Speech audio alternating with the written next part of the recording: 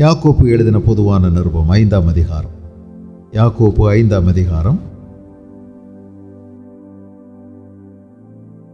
14வது வசனம் 15வது வசனத்துக்கு திருப்பிக் கொள்ள உங்கள் அன்போடு கூட கேட்கிறேன். யாக்கோப்பு 5:14-15. உங்களில் ஒருவன் வியாதிப்பட்டால் அவன் சபையின் மூப்பர்களை வரவழைப்பானாக. அவர்கள் கர்த்தருடைய நாமத்தினாலே அவனுக்கு எண்ணெய் பூசி அவனுக்காக ஜெபம் பண்ண கடவர்கள். அப்பொழுது விசுவாசம் உள்ள ஜெபம் பிணியாளியை ரட்சிக்கும். கர்த்தர் அவனை எழுப்புவார். அவன் பாவம் செய்தவனானால் அது அவனுக்கு மன்னிக்கப்படும். இந்த வார்த்தைகளிலே காணப்படுகிற சில குறிப்பான ஒரு 5 விஷயங்கள் நாம் கவனிக்க வேண்டியது இருக்கிறது. உங்களில் ஒருவன் வியாதிப்பட்டால் அவன் சபையின் மூப்பர்களை வரவழைப்பானாக. விசுவாசிகளுக்கு, தேவனை நேசிக்கிறவர்களுக்கு வியாதிகள் வரும். வியாதி தவிர்க்க முடியாத ஒன்று. வியாதியே வராது என்று யாராவது போதிப்பார்களானால் நீங்கள் அதை நம்பவே நம்பாதீர்கள். நம்முடைய சரீரம் விதவிதமான மண்ணினால் ஆனது. அந்த மண்ணிலே சத்து குறைவு இருந்தால் எப்படி நம்முடைய பயிர் வகைகள் சரிவர வளராதோ அதை போல நம்முடைய உடலிலேயும் சத்து குறைவினால் பல்வேறு விதமான பாதிப்புகள் வரும். ஆக நமக்கு பலவிதமான சூழ்நிலைகளினாலேயும் சாப்பாடு ஆகாரத்தினாலேயும் அநேக விதமான வியாதிகள் வரும். நம்முடைய சரீரம் எளிதாய் வியாதியினால் தாக்கப்படக்கூடியது. ஆகவே வியாதி வரும். ஆகவே தான் சொல்கிறார், உங்கள் ஒருவன் வியாதிப்பட்டால், விசுவாசிகளுக்கு தான், சபையை பார்த்து தான் சொல்லுகிறார். அப்படியானால் வியாதி வரும். வியாதிப்பட்டால் அவன் சபையின் மூப்பர்களை வரவழைப்பானாக. நீங்கள் சம்மந்தமில்லாத ஒருத்தருக்கு ஃபோன் பண்ணிகிட்டு இருக்க வேண்டியதில்லை. முன்ன பின்ன தெரியாத ஒருத்தருக்கு சொல்லிகிட்டு இருக்க வேண்டியதில்லை. நீங்கள் எங்கே சொல்லணும்? உங்களுடைய ஸ்தல சபையில் நீங்கள் அறிவிக்க வேண்டும். சின்ன சின்ன விஷயங்களுக்காக அல்ல. பல்வலி வந்துருச்சு, தாங்கக்கூடியதான், அல்லது சில நேரங்களில் நாமளே மருந்து எடுத்துக்கொள்ளலாம். தொண்டை கரகரப்பு, இதுக்கெல்லாம் ஒன்றும் கூப்பிட வேண்டியதில்லை. ஆனால் உங்களை மிஞ்சி, உங்கள் பலத்துக்கு மிஞ்சி போகக்கூடிய வியாதியாக இருக்குமானால், உங்களை படுக்கையில் வைக்கக்கூடிய நிலைக்கு கொண்டு போகுமானால், நீங்கள் சபையின் மூப்பர்களுக்கு அதை தெரியப்படுத்துங்கள் என்று எழுதப்பட்டிருக்கிறது. சபைக்கு தெரியப்படுத்துங்க. சபையின் மூப்பர்களை அவசரமாய் வரவழையுங்கள். அங்கே ஒரு அவசர உணர்வு இங்கே இருக்கிறது. எங்கேயாவது ஃபோன் பண்ணி எங்கெல்லாமோ ஜப கோபுரங்கள் அமைச்சிருக்கிறாங்கன்னு சொல்லி அவங்கெல்லாம் கூப்பிட்டுட்டு இருக்காதீங்க. எந்த கோபுரத்தின் மேலேயும் யாரும் ஒத்த காலில் நின்று கூட பைபிள் அங்கேருந்து வாங்கி தரக்கூடிய ஏஜென்ட்டுகளை ஆண்டவர் நியமிக்கவே இல்லை. பரலோகத்திலிருந்து ஆண்டவர் யாரையும் இந்த பூமியில் ஏஜென்ட்டுகளாக நியமிக்கவில்லை. ஆகவே நீங்கள் ஜெபிக்க வேண்டும். ஒருவன் துன்பப்பட்டால் ஜெபம் பண்ண கடவன். ஒருவன் சந்தோஷமாக இருந்தால் சங்கீதம் பாட கடவன். ஒரு வியாதிப்பட்டால் ஜெபம் பண்ண கடவன். அந்த வியாதி மிஞ்சி போகும்போது சபையின் மூப்பர்களை வரவழையுங்கள். உங்களுக்கு அறிமுகமானவங்க, உங்களுக்கு பொறுப்பானவங்க அங்கே சொல்லுங்க. அதுதான் நல்லது. இந்த ஸ்தல சபையில் போதகராய் மூப்பர்களாய் இருக்கிறவர்களுக்கு ஆண்டவருடைய அங்கீகாரமும் அதிகாரமும் இருக்கிறது. ஆண்டவர் ஒருபோதும் ஆண்டவரால் அங்கீகரிக்கப்பட்ட ஊழியர்களை தவிர்த்து விட்டு செயல்படுவதில்லை. பைபாஸ் பண்ண மாட்டார். இப்படி சபைக்கு வரும்பொழுது ஊழியரை கொண்டே ஆண்டவர் பேசுகிறார். ஒருவேளை நீங்கள் வீட்டில் இருக்கும்போது கர்த்தருடைய ஆவியானவர் பேசுகிறார் என்பது உண்மைதான். உங்களோடு கூட கர்த்தருடைய ஆவியானவர் தம்முடைய வார்த்தையை கொண்டு பேசுகிறார். ஆனால் இப்படி சபையாய் நாம் கூடி வரும்பொழுது கர்த்தருடைய சத்தம் ஊழியக்காரன் மூலமாகவே கேட்கிறது. ஆகவே ஆண்டவர் அதை கனப்படுகிறார். ஆகவே நீங்கள் அந்த ஊழியர்களுக்கு தெரியப்படுத்துங்கள். அந்த ஊழியர்கள் உங்களுக்கு பல நல்ல ஆலோசனைகளை கொடுக்க முடியும். உங்களை பற்றி தெரிஞ்சவங்க அவங்க தான். உங்களை பற்றி தெரிஞ்சவங்க அதை நீங்கள் தாழ்மையோடு அங்கீகரித்து ஏற்றுக்கொள்ளலாமே. மூப்பர்களுக்கு சொல்லுங்கள். அவர்களுக்கு ஆண்டவர் சில அதிகாரங்களை கொடுத்திருக்கிறார். குணமாக்கும் வரம் அவர்களுக்கு இல்லாமல் இருந்தாலும் ஆண்டவருடைய அதிகாரம் அவங்களுக்கு இருக்குது. அதனால அற்புதங்கள் நடக்கும். சுகம் ஆண்டவர் தான் கொடுக்கிறார். அதில் எந்த விதமான சந்தேகமும் இல்லை. அவர்கள் கர்த்தருடைய நாமத்தினாலே அவனுக்கு எண்ணெய் பூசி அவனுக்காக ஜெபம் பண்ண கடவர்கள். எண்ணெய் பூசி ஜெபிக்கணும். கர்த்தருடைய நாமத்தினால தான். கர்த்தர் தான் சுகம் கொடுக்கிறார். கர்த்தருடைய நாமத்தினால எண்ணெய் பூசி செபியுங்கள். எண்ணெய் பூசணும். எண்ணெய்ன்னு சொல்லலை, பழக்கத்தில் நம்ம இருக்கக்கூடிய எந்த எண்ணெயானாலும் சரி. உங்களுடைய வீட்டில் நீங்கள் அதிகமாக ஒருவேளை தலைக்கு உபயோகிக்கக்கூடிய எந்த எண்ணெயாக இருந்தாலும் சரி, ஒவ்வொரு நாட்டிலையும் ஒவ்வொரு விதமாக அது மாறலாம். எண்ணெய் பூசி ஜெபியுங்கள். எண்ணெய்க்கு சுகமாக்கும் ஒரு வல்லமை, அதாவது ஒரு சக்தி இருக்கிறது எண்ணெய்க்கு. இயேசு கிறிஸ்துவின் சீடர்கள் எண்ணெய் பூசி ஜெபம் பண்ணினார்கள் என்று இயேசுவிடமே போய் சொன்னார்கள். அப்படியானால் ஒருவேளை எண்ணெய் பூசி ஜெபிக்க இயேசு கிறிஸ்து ஆலோசனை கொடுத்திருந்திருக்கலாம். இயேசு யாரையும் எண்ணெய் பூசி ஜெபிக்க சொல்லலை, ஜெபம் பண்ணுங்கன்னு சொல்லலை, அவரும் செய்யலை. ஆனால் இந்த சீஷர்கள் சொல்லுகிறார்கள். மார்க் எழுதின சுவிசேஷம் 6ஆம் அதிகாரத்தில் ஒருவேளை ஆண்டவர் சொல்லியிருக்கலாம், எண்ணெய் பூசுவது சுகத்திற்கு ஒரு வாய்ப்பை உருவாக்குகிறது. நீங்கள் கவனிச்சிங்கன்னா ஏசாயா தீர்க்கதரிசியின் புஸ்தகம் 1ஆம் அதிகாரம் 6வது வசனத்தை பாருங்களேன். ஏசாயா 1:6. உள்ளங்கால் தொடங்கி உச்சந்தலை மட்டும் அதிலே சுகமே இல்லை. அது காயமும் வீக்கமும் நொதிக்கிற ரணம் உள்ளது. அது சீழ்பிதுக்கப்படாமலும் கட்டப்படாமலும் எண்ணெயினால் ஆற்றப்படாமலும் இருக்கிறது. எண்ணெயினால் ஆற்றப்படாமலும் இருக்கிறது. புண்ணு இருக்குது, அது ரணமா இருக்குது, அல்சரா மாறி இருக்குது, அதுக்குள்ள வீக்கம் இருக்குது, நிறைய நீர் வடியுது. அது மட்டும் இல்லை, தொடர்ந்து சீழ் வச்சுக்கிட்டே இருக்கு, ரணம் உள்ளது. அது சீழ் பிதுக்கப்படணும், காயம் கட்டப்படணும். ஒரு நாள் அல்ல, தொடர்ந்து அந்த சீழை எடுத்து திரும்ப அந்த சிகப்பு சதை சுத்தமாக வச்சு அதை கட்டணும். சுற்றி இருக்கக்கூடிய தோலெல்லாம் சுருங்கி வரணும், காயம் ஆறணும், பல நாள் கட்ட வேண்டியது இருக்கும். எண்ணெயினால் ஆற்றப்படாமலும் இருக்கிறது. எண்ணெய்க்கு சுகமாக்கும் ஒரு வல்லமை எண்ணெய்க்கு இருக்குது. ஒரு மனுஷன் எருசலேமிலிருந்து எரிகோவுக்கு போயிட்டு இருந்தான். அவன் கள்ளர் கையில் அகப்பட்டான். அப்படி அகப்பட்ட போது அவனுடையதெல்லாம் பிடுங்கிட்டு அவனை அடித்து காயப்படுத்தி குற்றுயிராய் விட்டு சென்று விட்டார்கள். ஆசாரியன் வந்தார், விலகி போயிட்டாரு. லேவியன் வந்தார், விலகி போயிட்டாரு. ஒரு சமாரியன் அந்த இடத்துக்கு வந்தான். அவன் கிட்ட வந்து அவனுடைய காயங்களில் எண்ணெயும் திராட்சை ரசமும் வார்த்து, இல்லை திராட்சை ரசத்தினால கழுவிட்டு அதான் அவன்கிட்ட இருந்துச்சு, குடிக்கிறதுக்கு வச்சுருந்தது அல்லது வியாபாரத்துக்குன்னு வச்சுருந்தது. எண்ணெயும் ஒருவேளை வியாபாரத்துக்குரியதாக இருந்திருக்கலாம். எண்ணெயை போட்டான், காயங்களை கட்டுனான் எண்ணெயை போட்டு அப்படின்னு சொல்லியிருக்கு. அது எண்ணெய் பூசுறது முக்கியமாக இருக்கு. எரேமியாவின் புஸ்தகத்தில் எரேமியா 8ஆம் அதிகாரத்தில் 22வது வசனத்தை நீங்கள் கவனிச்சிங்கன்னா, கீலேயாத்திலே பிசின் தைலம் இல்லையோ, ரண வைத்தியனும் அங்கே இல்லையோ, பின்ன ஏன் என் ஜனமாகிய குமாரத்தி சொஸ்தமடையாமற் போனாள்? பிசின் தைலம், கீலேயாத்தின் பிசின் தைலம். அந்த பிசின் தைலம் எண்ணெயோடு கலந்தது தான். என்ன நீங்கள் உருவாக்கினாலும் எண்ணெயோடு அது கலக்கப்படுகிறது. அந்த எண்ணெய் ஒருவேளை காய்ச்சப்படலாம், காய்ச்சி அது பயன்படுத்தப்படுகிறது.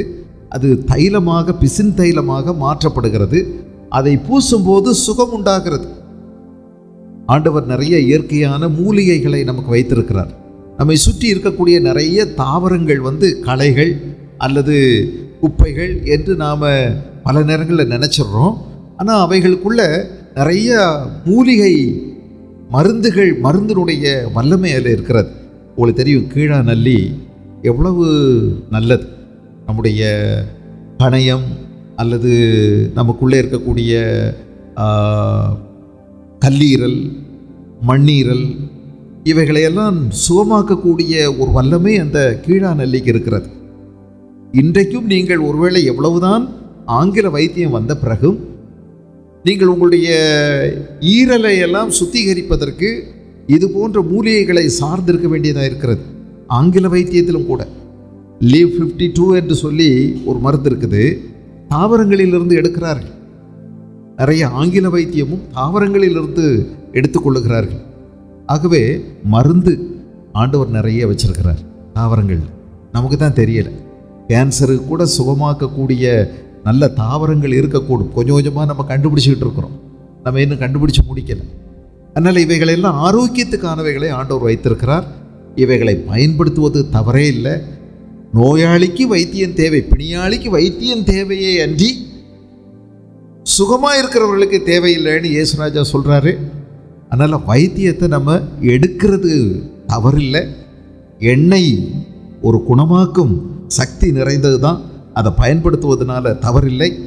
எரேமியா 46வது அதிகாரத்தில், எரேமியா 46 11வது வசனத்தை நீங்கள் கவனிச்சிங்கன்னா, எகிப்தின் குமாரத்தி யாகிய கன்னிகையே, நீ கீலேயாத்துக்கு போய் பிசுந்தைலம் வாங்கு, திரளான அவிழ்தங்களை நீ கூட்டுகிறது விருதா, உனக்கு ஆரோக்கியம் உண்டாகாது. நீ நிறைய வைத்தியம் பண்ணிகிட்டே இருக்க, ஆனால் ஒரு குறிப்பிட்ட வைத்தியத்தை செய் அப்படிங்கிறார். என்ன வைத்தியம்? கீலேயாத்தில் போய் பிசுந்தைலம் வாங்கு, அதில் சுகமாகும். இதுவரைக்கும் நீ செஞ்ச மருந்தெல்லாம் வேலைக்கு ஆகலை, ஆனால் அதுக்கு ஒரு பெரிய பிரயோஜனம் இருக்குது அப்படின்னு சொல்லி ஆண்டவர் சொல்லுகிறார். ஒருவேளை இதற்கு அர்த்தம் வேற தான், இல்லைன்னு நான் சொல்லலை. ஆனாலும் இது இப்படி போடப்பட்டிருக்கிறதே, அதை நாம் கவனத்தில் எடுத்துக்கொள்வது அதுவும் நல்லது தான். 51வது அதிகாரம் எரேமியா தீர்க்கதரிசியின் புஸ்தகம் 51 8வது வசனத்தை பார்த்தீங்கன்னா, பாபிலோன் சடுதியில் விழுந்து தகர்ந்தது, அதற்காக அலறுங்கள், அதன் நோவை ஆற்ற பிசின் தைலம் போடுங்கள், ஒருவேளை குணமாகும். பிசின் தைலம். ஆக இவைகளெல்லாம் உபயோகித்துக் கொள்ளலாம், தவறில்லை. மருந்துக்கு ஆண்டவர் எதிர் கிடையாது. ஆனால் மருந்தே எனக்கு எப்போதும் சுகமாக்கும் என்று நீங்கள் நம்பி மருந்தை சார்ந்து கொள்வதை ஆண்டவர் விரும்பவில்லை. சுகம் ஆண்டவர் தான் நமக்கு கொடுக்கிறார். நீங்கள் என்ன மருந்து சாப்பிட்டாலும் சரி, உங்கள் சரீரத்தில் அதை ஏற்றுக்கொண்டு அதை நம்முடைய உடலுக்குள்ள அதை செயல்படுத்தி ஒரு சுகத்தை கொண்டு வருவதற்கு ஆண்டவருடைய கிருபை இல்லாமல் முடியாது. ஒரு அணு கூட அவரை அறியாமல் அசையாது. நீங்கள் என்ன மாத்திரை சாப்பிட்டாலும் சரி, உங்களுக்கு சுகம் கர்த்தரால் வருகிறது. காயத்தை நாம் கட்டுறோம், மருத்துவர்கள் கட்டுகிறார்கள், சுகம் கர்த்தரால் வருகிறது. ஆகவே நாம் அதை உணர்ந்து கொள்ள வேண்டும். ஆண்டவர் மருந்துக்கு எதிரல்ல. எண்ணெயை பூச சொல்லுகிறார், எண்ணெய் பூசலாம். எசேக்கியா ராஜா முதுகில் ஒரு பெரிய பிளவு, பெரிய கட்டி, ஆனால் அது சுகமாகுவதற்கு ஆண்டவர் சொல்லுகிறார். 20வது அதிகாரம் 2 ராஜாக்களின் புஸ்தகத்தில் நீங்கள் கவனிச்சிங்கன்னா 7வது வசனத்தில், அத்திப்பழத்தினால உள்ள அடைய போட சொல்லி சொல்கிறார்.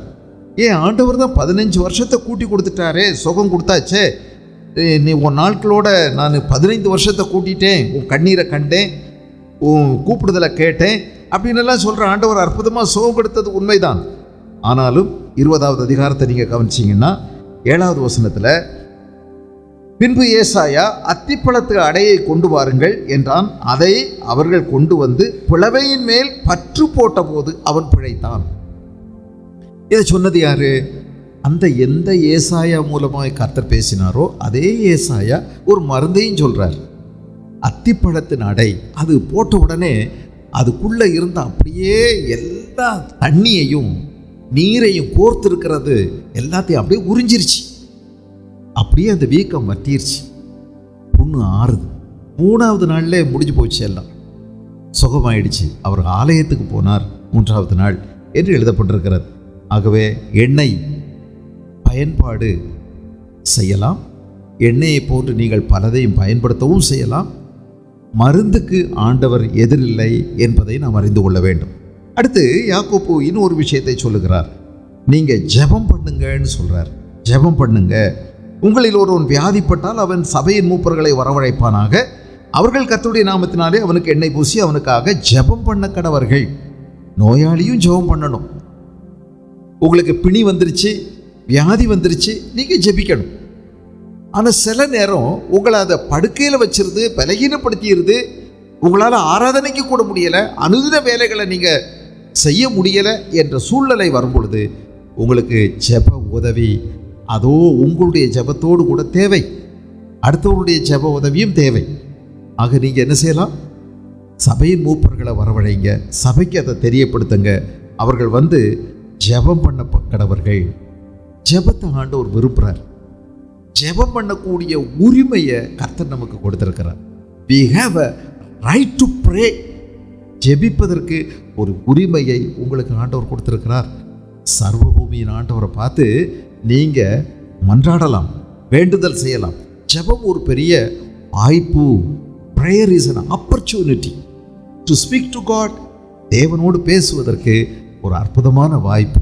பணிவோட, தாழ்மையோட, அவர் எவ்வளோ பெரியவர் என்பதை உணர்ந்து, நாம் வெறும் மண் என்பதை உணர்ந்து தேவனிடத்தில் நாம் பேசலாம், கேட்டுக்கொள்ளலாம். ஆண்டவர் அதை விரும்புகிறார். நீங்கள் வேத புஸ்தகத்தில் பலரும் ஜெபம் பண்ணதை நீங்கள் பார்ப்பீங்க. எவீரு அப்படின்னு ஒரு ஜெபாலய தலைவன் ஒருத்தர் இருந்தார் அப்படின்னு சொல்லியிருக்கு இல்லையா? லூக்கா எழுதின சுவிசேஷம் 8ஆம் அதிகாரத்தில் அவர் என்ன செஞ்சார்? லூக்கா 8 எழுதியிருக்குது, 41வது வசனம். அவர் ஆண்டவரிடத்தில் ஜெபம் பண்றார். 8:41 வாசிக்கிறேன். அப்பொழுது ஜெபாலய தலைவனாகிய எவீரு என்னும் பெயருள்ள ஒருவன் வந்து இயேசுவின் பாதத்தில் விழுந்து 12 வயதுள்ள தன்னுடைய ஒரே குமாரத்தி மரணாவஸ்தையாக இருந்தபடியால், பாருங்க, அவளுக்கு வியாதி, அந்த வியாதி முற்றி இனி பிழைக்காது என்ற ஒரு நிலைக்கு போயிடுச்சு. இயேசுவிடம் வந்து தன் வீட்டிற்கு வரும்படி அவரை வேண்டிக் கொண்டான். அதாங்க ஜெபம். ஐயா, வந்து என் மகளை சுகமாக்குங்க அப்படின்னு கேட்குறான். எப்படி கேட்குறேன் பாருங்க. அவருடைய பாதத்தில் விழுந்து நீங்கள் வந்து என் மகளை சுகமாக்கணும் கேளுங்க. கேட்குறதுக்கு உங்களுக்கு உரிமை இருக்கு. நம்மை ஆண்டவர் பிள்ளைகளாக ஆண்டவர் கனம் பண்ணுகிறார், மதிக்கிறார். நமக்கு அப்பா பிதாவே என்று கூப்பிடத்தக்கதான புத்திர சுவிகாரத்தை ஆண்டவர் உங்களுக்கு கொடுத்திருக்கிறார். அந்த அப்பா பிதாவை என்று கூப்பிடத்தக்கதான சுதந்திரத்தின் ஆவியை நமக்கு கொடுத்திருக்கிறார், பரிசுத்த ஆவியானவர். ஆக நீங்கள் கூப்பிடலாம், உரிமையாக கூப்பிடுங்க, தைரியமாக கூப்பிடுங்க. நான் கூப்பிட்டா எங்கே கேட்பாரோ கேட்க மாட்டாரோ என்ற தயக்கம் நமக்கு தேவையே இல்லை. தாராளமாக கேட்கலாம். ஒரு கானானிய ஸ்திரீ தன் மகள் சுகவீனமாக இருக்கிறதற்காக, கானானிய ஸ்திரீ அவள், அப்படின்னா இஸ்ரவேல் ஸ்திரீ அல்ல, இஸ்ரவேலை சேர்ந்த ஒரு பெண் அல்ல. நம்ம பாணியில் சொன்னால் தீண்டத்தகாத, தாழ்த்தப்பட்ட ஒரு இனத்தை சேர்ந்தவ. அவங்களுடைய பாணியில் சொன்னான். அவன் வந்து கூப்பிடுறா. இயேசு கண்டுகொள்ளாதவர் போல, அதை அலட்சியப்படுத்துவது போல அவர் நடந்து கொண்டே இருக்கிறார். இவள் கூப்பிட்டு கொண்டே வருகிறாள். இயேசுவே வந்து என் மகளை சுகமாக்கும் என்று திரும்ப திரும்ப கூப்பிடுகிறாள். இதை கூப்பிட்டும் இயேசு கேளாதவர் போல போய்கொண்டே இருக்கிறதை சீஷர்கள் கண்டு, அந்த அம்மா உங்களை திரும்ப திரும்ப கூப்பிட்டு இருக்காங்க, சும்மா அலட்டிட்டு இருக்கா, ஏதாவது சொல்லி அனுப்புங்கன்னு சொல்லும்போது இயேசு கிறிஸ்துவுடைய வார்த்தையை கவனிச்சிங்களா? காணாமற் போன இஸ்ரவேலருக்காக நான் வந்தேனே அல்லாமல் மற்றவர்களுக்காக அல்ல என்று சொல்லிவிட்டார். எவ்வளோ பெரிய வேதனை பாருங்க. இல்லை, உங்களுக்கு எப்படி இருந்திருக்கும்? உங்களுக்கு சூடு சொரணை இருந்துச்சுன்னா நீங்கள் என்ன செஞ்சிருவீங்க? போய் இந்த ஆள்கிட்ட போய் கேட்டேன் பாரு, என் பிள்ளை செத்தாலும் பரவாயில்ல, இனிமேல் இவற்றை நான் வரவே மாட்டேன் அப்படின்னு சொல்லிட்டு போயிடுவோம். இல்லை, எவ்வளவு என்ன நாயின்னு சொல்லிட்டார். கொஞ்ச நேரம் பொறுத்து என்ன சொன்னார் தெரியுமா? இதே தான் சொன்னார். திரும்பவும் பக்கத்தில் வந்து முன்னாடி வந்து விழுந்து கேட்குறா. அப்போ சொல்கிறாரு, பிள்ளைகளின் அப்பத்தை எடுத்து நாய்களுக்கு போடுவது நல்லதல்ல அப்படின்னு சொல்லிட்டாரு. இதை விட என்னங்க வேணும்? கேவலப்படுறதுக்கு இதை விடவையா வேணும்? அப்போ அவ சொன்ன வார்த்தையை பார்த்தீங்களா? உண்மைதான் நீங்கள் சொன்னது. ஆனால் மேஜையிலிருந்து விழக்கூடிய சில எச்சில்கள், அதை கீழே நாய்க்குட்டி பூனைக்குட்டி பொறுக்குமே அப்படின்னு சொன்ன உடனே இயேசு எவ்வளோ பெரிய சத்தமாக சந்தோஷமாக சொல்கிறாரு. இஸ்ரவேலர் எல்லாரிலும் கூட இப்படி ஒரு விசுவாசத்தை நான் பார்க்கலன்னு சொன்னார்.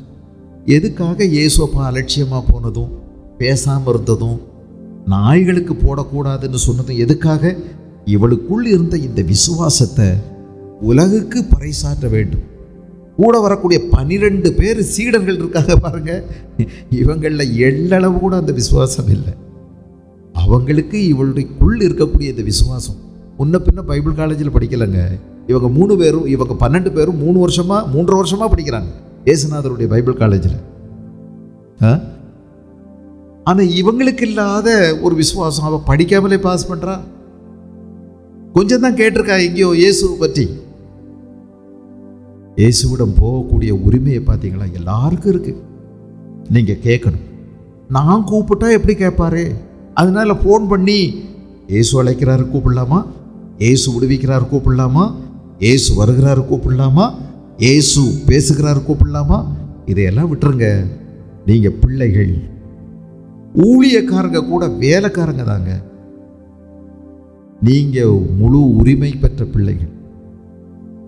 தகப்பன் பிள்ளைகள்கிட்ட நேரா பேசுறத பழகிறத தான் விரும்புறாரு. வேலைக்காரன் மூலமா ரெக்கமெண்டேஷனை ரொம்ப விரும்ப மாட்டார். நாங்க தேவனுடைய ஊழியர்கள், வேலைக்காரர்கள். உங்களுக்கு ஊழியக்காரர்கள், வேலைக்காரர்கள். எங்க மூலமா தான் நீங்க கேட்கணுங்கிறத நீங்க எப்போதும் நம்பி இருக்கக்கூடாது. நீங்கள் தேவனிடத்தில் பேச வேண்டும். 2ஆம் தரம் தான். நாங்கள் ஊழியர்களுக்கு அடுத்தது தான். நீங்க ஜெபிக்கணும், நீங்க கேட்கணும். உங்களுக்கும் சோர்ந்து போகும்போது நீங்கள் ஊழியரை அழைக்கலாம், உங்களுடைய ஸ்தல ஊழியரை அழைக்கலாம். அடுத்து ஜெபம் பண்ணுங்க. உங்க ஜெபத்தை கேட்க ஆண்டவர் வாஞ்சியா இருக்கிறார், ஆசையா இருக்கிறார். நீங்க பேசணும். அப்பா கிட்ட பிள்ளைகள் பேசும். நீங்க கொஞ்சம் கூட கூச்சப்படவோ பயப்படவோ தயங்கவோ தேவையில்லை. மார்த்தாள் இயேசுவிடத்தில் சொல்லி அனுப்புனா பார்த்தீங்களா? மார்த்தாளும் மரியாளும், நீங்க நேசிக்கிற லாசரு சுகவீனமா இருக்கிறான், வந்து சுகமாக்குங்க அப்படின்னு சொல்றான். இயேசு கிறிஸ்து வந்தாரா? வந்தார். இவங்களுடைய வேண்டுதலை கேட்டு அவர் வந்தார். சர்வபூமியின் ஆண்டவர் அவர் வந்தார்.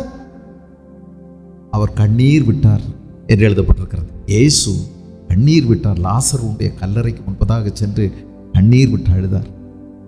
இல்லை, எல்லாரும் அழுத மாதிரி இயேசு அழலை. எல்லாரும் அழுறது வேற, இயேசு அழுறது வேற. இயேசு கிறிஸ்து பாவத்தின் அந்த பயங்கரத்தை நினைச்சு அழுறார். பாவம் எவ்வளவு மனித வர்க்கத்திற்கு செய்த கொடுமைகளை நினைச்சு அழுறார். மனுஷனுடைய கீழ்ப்படியாமையினால வந்த விபரீதங்களை நினைச்சு அழுறார். இயேசு கண்ணீர் விட்டார். அவனை சுகமாக்கினார். 100க்கு அதிபதி ஒரு மனுஷன். அவன் ரோமன், அவன் யூதன் கிடையாது. அவன் இயேசுவை பற்றி கொஞ்சம் கேள்விப்பட்டிருக்கான் பாருங்க. கேள்விப்பட்ட சத்தியத்துக்கு கீழ்ப்படிஞ்சிருக்கான். நிறைய தான தர்மம் பண்றான். எல்லார்ட்டையும் கொடூரமா நடக்கிறதில்ல, அநியாயம் செய்யறதில்ல, யார்கிட்டையும் லஞ்சம் வாங்குறதில்ல. அவனுடைய வேலை ஆட்களை எல்லாம் ரொம்ப மதிக்கிறான். அவனுடைய வீட்டில் உள்ள ஒரு வேலைக்காரன் ஜோம் இல்லாமல் இருக்கான். 100க்கு அதிபதி தன் பிள்ளைக்காக கேட்கலங்க. பிள்ளைக்காக கேட்கல. யாருக்காக கேட்கறது? வேலைக்காரனுக்காக கேட்கிறான். வேலைக்காரன் ஜோம் இல்லாமல் இருக்கான். அதுக்காக வேலைக்காரன் இருந்தா என்ன, செத்தா என்ன? அந்த நாட்களில் வேலைக்காரங்களுக்கு தான் கூலியே இல்லையே. மனுஷர்களை அடிமையாய் சொத்தாக வைத்திருந்தார்கள். அவங்களுக்கு உரிமை கிடையாது. அவங்கள கொல்லனா கொண்டுக்கலாம். அதுக்கு கோர்ட்டு கிடையாது, சட்டம் கிடையாது. மனிதர்களை சந்தையில் நிப்பாட்டி விலைக்கு கூவி விற்பாங்க. விரும்புகிறவங்க வாங்கிட்டு போகலாம், அடிமையாக வச்சுக்கலாம். அடிமை வியாபாரம் இருந்த அந்த நாட்கள். இயேசுனுடைய நாட்களில் நீங்கள் கவனிச்சிங்கன்னா 2000 ஆண்டுகளுக்கு முன்பதாக மனிதர்கள் அடிமைகளாக இருந்தார்கள் வீடுகளில். அவங்கள புரட்சி பண்ணுவதற்காக இயேசுவும் சொல்லலை, பவுலும் எழுதலை. வேலைக்காரரே, உங்களை எஜமான்களுக்கு எல்லா விதத்திலும் நீங்கள் கீழ்ப்படியுங்கள்.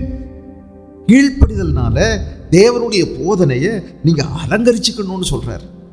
அது மட்டும் இல்லை, உங்களுடைய எஜமான்கள் இயேசுவை அறிந்தவர்களாக இருந்தால் அதிகமாக அவங்களுக்கு செய்யுங்க, வேலை செய்யுங்கன்னு சொல்றார். அவங்க முரட்டு குணம் உள்ளவர்களாக இருந்தாலும் அவங்களுக்கும் கீழ்ப்படிங்கன்னு சொல்லி எழுதுறார்.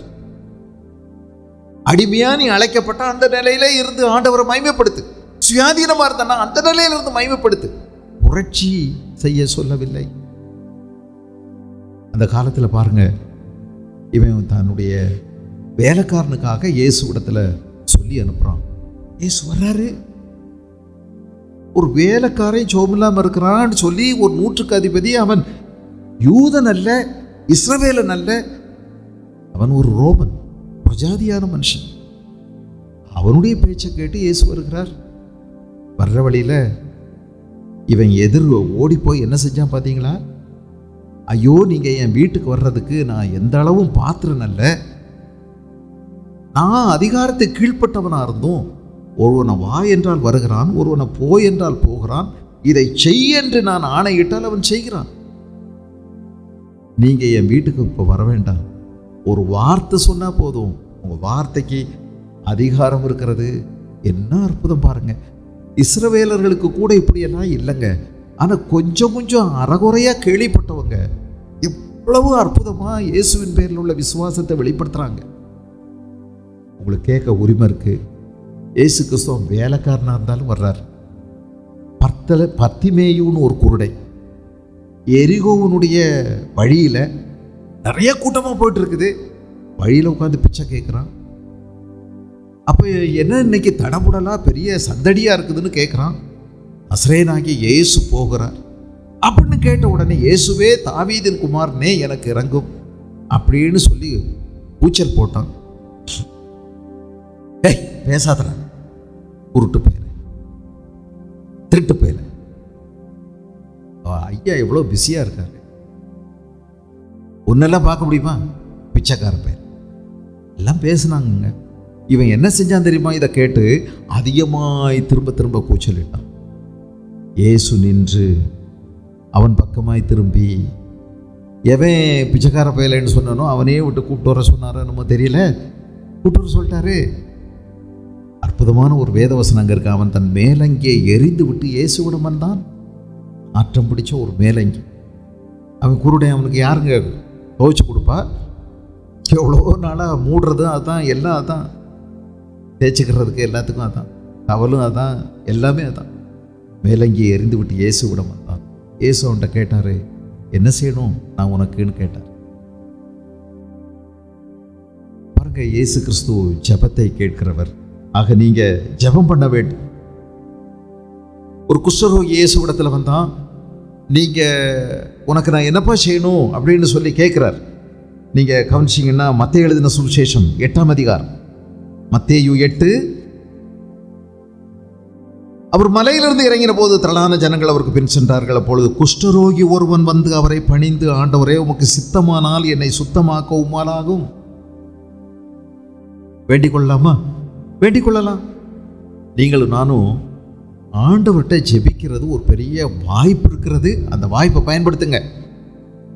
முந்தி யாரோ ஒருவர் தான் இயேசுவினிடத்தில், தேவனிடத்தில் பரிந்து பேச முடியும், ஜெபிக்க முடியும். அது பழைய ஏற்பாடு. நம்ம போய் ஆலயத்தில் போய் பரிகாரம் பண்ணி பிரதான ஆசாரியரை பார்த்து வேண்டுதல் செஞ்சு எனக்காக ஆண்டவரிடத்தில் வேண்டிக் கொள்ளுங்கள் என்று எழுதின சொன்னப்பட்ட அந்த நாட்கள். ஆனால் இப்போ அப்படி இல்லை. இயேசு சிலுவையில் ரத்தம் சிந்தி நமக்காக மரித்த போது ஆலயத்தின் திரைச்சீலை கீழிருந்து மேலாக அல்ல, மேலிருந்து கீழாக ரெண்டாய் கிழிந்தது. கீழே இருந்து கிழிஞ்சிருந்தா எவரோ ஒரு பையன் கத்திரிக்கோலை வச்சு வெட்டி கிழிச்சு விட்டான்னு சொல்லலாம். இல்லைங்க, மேலிருந்து கீழாக இரண்டாய் கிழிந்தது. தேவ பிரசன்னத்துக்குள்ள நம்ம ஒவ்வொருவரும் எப்போ வேணாலும் போகுவதற்கு வழி திறந்தாயிற்று. ஆக அவருடைய சன்னிதானத்துக்குள்ள எப்போ வேணாலும் தைரியமாய் கிருபாசன தண்டையில் சேரும் ஸ்லாக்கியம் நம்ம ஒவ்வொருவருக்கும் கிடைச்சிருக்கு. அதனால தைரியமா கூப்பிடுங்க. அவங்க ஜெபம் பண்ணா தான் கேட்பாரு, இவர் ஜெபம் பண்ணா தான் கேட்பாரு, எங்க பாஸ்டர் ஜெபம் பண்ணா தான் கேட்பாரு அப்படின்னு நீங்க நினைச்சிடாதீங்க. உங்களுக்கு உரிமை இருக்கிறது, பயன்படுத்தி கொள்ளுங்கள். நீங்க பேசுறது தான் ரொம்ப விரும்புவார். நீங்க பேசுறது தான். உங்க மழலை பேச்சு இருக்கு பாருங்க, சொல்ல தெரியாம, எனக்கு அப்படி ஜெபம் பண்ண தெரியாது, அழகான வார்த்தை வராது, ஓ பரவாயில்ல. இந்த மழலை பேச்சு பெற்றோர்களுக்கு புரியும், பக்கத்து வீட்டுக்காரங்களுக்கு புரியாது. நீங்க பேசுங்க. உங்களை உருவாக்குன அந்த கர்த்தர் உங்களுடைய அந்த குழந்தைத்தனமான வார்த்தைகளை அவர் கேட்டுக்கிடுவார், அதை ஏற்றுக்கொள்வார், அதை ரசிப்பார். அவர் உங்களுக்கு வேண்டியதை அழகாக செய்வார். ஆனால் எப்படி ஜெபிக்கணும் அப்படின்னா இங்கே எழுதியிருக்குது, விசுவாசம் உள்ள ஜெபம் பிணியாளியை ரட்சிக்கும். ஜெபத்தில் என்ன இருக்கணுமா? விசுவாசம் இருக்க வேண்டும். விசுவாசம் உள்ள ஜெபம் பிணியாளியை ரட்சிக்கும். விசுவாசத்தோட ஜெபி அப்படின்னு போட்டிருக்கு. விசுவாசம்னா என்ன? விசுவாசம் எங்கிருந்து வரும்? விசுவாசம் யார் மேல அப்படின்னா, தேவன் பேர்ல விசுவாசம். இயேசுவின் நாமத்தில் உனக்கு விசுவாசம் இருக்க வேண்டும். இயேசுவிடம் நீங்கள் கேட்கும்போது அவர் என்னை சுகமாக்குவார் என்ற ஒரு விசுவாசம் உங்களுக்கு வேண்டும். நாம் எதையாகிலும் அவரிடத்தில் கேட்டால் அவர் நமக்கு செவி கொடுக்கிறார் என்பதே அவரை பற்றி நாம் கொண்டிருக்கிற தைரியம். இந்த விசுவாசம் எங்கிருந்து வரும்? நீங்க வேத வசனத்தை வாசிக்க வாசிக்க வாசிக்க வாசிக்க அவர் பேரில் உள்ள விசுவாசம் உங்களுக்குள்ள வளரும். 10:17 ரோமர்கள் எழுதின நிருபத்தில் எழுதப்பட்டிருக்கிறது, விசுவாசம் கேள்வியினால் வரும், கேள்வி தேவனுடைய வார்த்தையினால் வரும். தேவனுடைய வார்த்தையை நீங்க வாசிக்க வாசிக்க சிந்திக்க ரசிக்க அதை தியானிக்க உங்களுக்குள்ள விசுவாசம் வளரும். உங்களுக்குள்ள விசுவாசம் வளரும். உங்களுக்குள்ள தேவன் அற்புதங்களை செய்வார். உங்களுக்கு சொன்னதை அவர் நிறைவேற்றுவார். அது இன்னும் உங்களுக்கு விசுவாசத்தை கொண்டு வரும். விசுவாசம், உங்களுடைய விசுவாசம் திடப்படும். அது இன்னும் வளரும், இன்னும் வளரும், இன்னும் வளரும். விசுவாசத்தில் நீங்க வல்லவர்களாக முடியும், நல்லவர்களாக முடியும். ஆண்டவர் எவ்வளவு நல்லவர். உங்க வாழ்க்கையில உங்க விசுவாசத்தை ஆண்டவர் கட்டி எழுப்புகிறார். நிறைய விஷயங்களை நான் பார்த்துருக்கிறேன், நிறைய காரியங்கள். தேவன் சொன்ன ஒரு வார்த்தை கூட சும்மா கீழே விழவே இல்லை. அத்தனையும் ஆண்டவர் நிறைவேற்றி கொண்டிருக்கிறார். நீங்க விசுவாசத்துல பலப்பட வேண்டும். ஆண்டவரிடத்தில் கேட்கும்போது அவர் நல்லவர், அவர் என்னுடைய தகப்பன், அவர் என்னை சுகமாக்குகிறவர், எனக்கு விடுதலை தருவார் என்ற நிச்சயம் விசுவாசம் உங்களுக்கு வேண்டும். அவருடைய நாமத்தில் நம்ம கேட்கும் போது நீங்க எவைகளை கேட்டாலும் பெற்றுக்கொள்வீர்கள் என்று வேதம் சொல்லுகிறது. ஆக விசுவாசத்தோடு நீங்க ஜெபிக்கணும். ஒரு குஷ்டரோகி இயேசுவிடத்தில் வந்தான். அவன் என்ன கேட்டான் தெரியுமா? உமக்கு சித்தமானால் என்னை சுத்தமாக்க உமால் கூடும். ஆண்டவர் எவ்வளவு சீக்கிரத்தில் சொல்றவர், எனக்கு சித்தம் உண்டு சுத்தமாக. எவ்வளவு அவசரமா சொல்லிட்டார் பாருங்க, யோசிக்காம. உமக்கு சித்தமானால் என்னை சுத்தமாக்க உம்மால் கூடும்னு சொல்லி வாயெடுக்கிறதுக்கு முன்னாடி எனக்கு சித்தம் உண்டு நீ சுத்தமாகுன்னு சொல்லி, நம்ம கூப்பிடுறதுக்கு முன்னமே இதோ இருக்கிறேன் அப்படின்னு சொல்றவரே நம்முடைய ஆண்டவர். என்ன நல்ல தகப்பன். நீங்க விசுவாசத்தோட கேளுங்க. எங்க நம்ம கூப்பிட்டா கேட்பாரோ நம்ம, அவர் சொல்றாரு. ஏசுநாதர் எங்க இருக்கிறாருன்னு யாருக்கு தெரியும்? நம்ம கண்டு கொண்டும் தட்டுப்படல. நாமளும் இத்தனை நாள் போனோம், சேர்ல உட்கார்ந்தோம், கேட்டோம், சொல்லத்தான் செய்யறாரு. நமக்கு ஒன்றும் நடக்க மாட்டேங்குது. பாரு, இந்த முட்டு வலி இது வரைக்கும் போகவே. நாமும் வர போக என்னைக்காவது தீரும்னு நினைச்சு வந்தா வர வர மோசமாக தான் போகுது. எந்த சாமியை கும்பிட்டு என்ன ஆகுது? நீ எப்படி உருப்படுவ? இந்த எண்ணத்தோட நீங்க என்னங்க ஜெபம் பண்ணுவீங்க? உங்களுக்குள்ள என்ன விசுவாசம் இருக்கு? 17வது அதிகாரத்தில் மத்தேயு எழுதின சுவிசேஷம் 17 இயேசு கிறிஸ்து மர்வ மலையிலிருந்து கீழே இறங்கி வர்றார் இல்லையா? அப்போ சீஷர்கள் பாடாப்பட்டு போயிட்டாங்க. நிறைய பாடுபடுறாங்க. அவங்க எவ்வளவு ஜெபம் பண்ணியும் அவங்க சோகமாகலை. அவனை உம்முடைய சீஷர்களிடத்தில் கொண்டு வந்தேன். 16வது வசனம், மத்தேயு 17:16. அவனை சொஸ்தமாக்க அவர்களால் கூடாமற் போயிற்று என்றான். இயேசு பிரதியுத்தரமாக, விசுவாசம் இல்லாத மாறுபாடுள்ள சந்ததியே, எதுவரைக்கும் நான் உங்களோடு கூட இருப்பேன்? எதுவரைக்கும் உங்களிடத்தில் பொறுமையா இருப்பேன்? யாரை பார்த்து கேட்டாரு? இங்க இருந்த 9 சீடர்களை பார்த்து கேட்டார். இரவெல்லாம் சும்மா சத்தம் போட்டு ஜெபம் பண்றாங்க, என்னென்னமோ ஜெபம் பண்றாங்க, அப்பாலேவோ பிசாசேன்னு சொல்றாங்க, எல்லாம் சொல்றாங்க. ஆனா என்னத்தோட ஜெபம் பண்ணல? விசுவாசம் இல்லாமல் ஜெபம் பண்ணுகிறார்கள். எங்க நம்ம ஜெபம் பண்ண இதுக்கும் சொல்லி பார்க்கலாம், எதுக்கும் சொல்லி பார்க்கலாம். ஒருவேளை இயேசுவின் நாமம்னு சொல்லி பேய் பயந்து ஓடிடுச்சுன்னா பரவாயில்ல. இவர்களுக்கு ஒன்றும் விசுவாசம் இல்லை. ஆனா இப்படியெல்லாம் அவர்கள் யோசிக்கிறார்கள், அவ்வளவுதான். விசுவாசம் இல்லாத மாறுபாடான சந்ததியே, எதுவரைக்கும் நான் உங்க மேல பொறுமையா இருப்பேன்? சலிச்சுக்கிட்டார் ஆண்டவர். உங்க மேல எப்படி நான் பொறுமையா இருக்கிறது? கோபப்பட்டார். அவன் இங்க கொண்டு வாங்கன்னு சொல்லி இவங்க மேல இருந்த கோபத்திலேயே பேய அதட்டினார். பறந்துருச்சு பாருங்க சிட்டா. ஏசு பிசாசை அதட்டினார். உடனே அது அவனை விட்டு புறப்பட்டது. அந்நேரமே அந்த இளைஞன் சொஸ்தமானான். சீடர்கள் அரண்டு போயிட்டாங்க. மெல்ல வந்தாங்க இயேசுவிடத்துல. இயேசுவிடத்தில் தனித்து வந்து அதை துரத்திவிட எங்களால் ஏன் கூடாமற் போயிற்று என்று கேட்டார்கள். நல்ல வேளை, மனசுக்குள்ளே வச்சிட்டு இருக்கிறத விட கேட்டது பரவாயில்ல. கேட்டதுனால நன்மை என்ன? அதற்கு இயேசு, உங்கள் அவிசுவாசத்தினாலே தான். கடுகு விதையளவு விசுவாசம் உங்களுக்கு இருந்தால் நீங்கள் இந்த மலையை பார்த்து இவ்விடம் விட்டு அப்புறம் போ என்று சொல்ல அது அப்புறம் போம்.